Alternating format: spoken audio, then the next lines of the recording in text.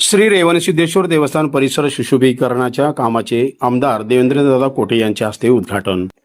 महानगरपालिका आयुक्त डॉक्टर सचिन ओंबासे, श्री सिद्धेश्वर देवस्थान पंच कमिटीचे अध्यक्ष धर्मराज काडादी, ज्येष्ठ विधिज्ञ ॲडव्होकेट मिलिंद थोबडे, नगरसेवक किसन जाधव यांची प्रमुख उपस्थिती.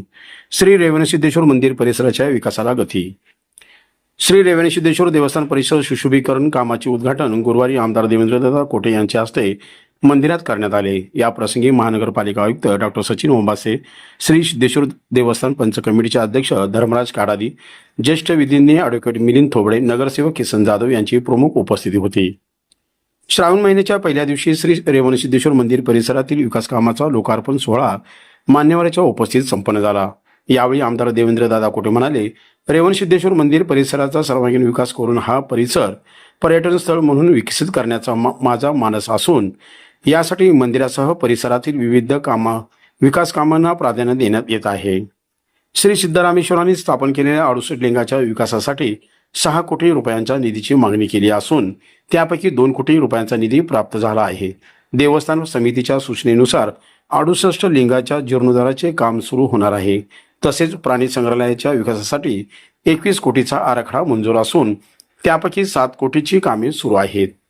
धर्मवीर संभाजी तलावाच्या सुशोभीकरणासाठी 40 कोटीचा आराखडा तयार करण्यात आला असून तलावाचा विकास करून संपूर्ण परिसर पर्यटनाच्या दृष्टीने विकसित करण्याचा प्रयत्न आहे.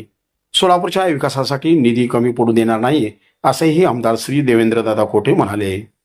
नगरसेवक किसन जाधव यांच्या प्रयत्नातून रेवणसिद्धेश्वर मंदिरातील गाभारा शिखर आणि आवारातील फरशीकरणाचे काम पूर्ण झाले असून मंदिर परिसरातील उर्वरित विकास कामेही पूर्णत्वास नेऊन श्री रेवणसिद्धेश्वर मंदिर, प्राणी संग्रहालय आणि धर्मवीर संभाजी तलाव असा एकात्मिक पर्यटन परिसर विकसित करण्यासाठी कटिबद्ध असल्याचेही आमदार देवेंद्र कोटे यांनी याप्रसंगी सांगितले.